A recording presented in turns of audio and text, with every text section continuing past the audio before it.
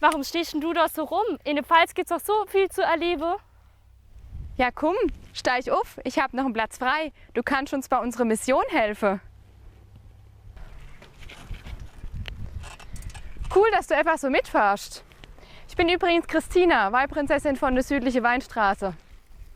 Ich bin Patricia, Weinprinzessin von der SCW. Und wir müssen jetzt zur Riedburgbahn. Ich glaube, wir sind auf dem richtigen Weg.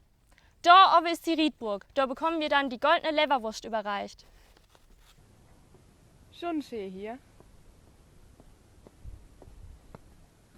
Oh, das hier ist die goldene Leberwurst. Die müsst ihr an einen ganz besonderen Ort bringen. Beeilt euch aber. Ihr habt nicht so lange Zeit. Gut, dann los. Boah, so ein Glas Wein wäre jetzt auch nicht schlecht, oder? Ja. Ja, gern.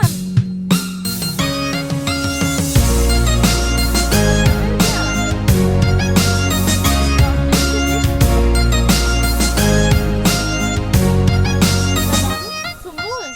Halt, stopp! Wenn wir weiter hier gemütlich auf dem Hilschweiher rumgondeln, dann kommen wir nicht vorwärts.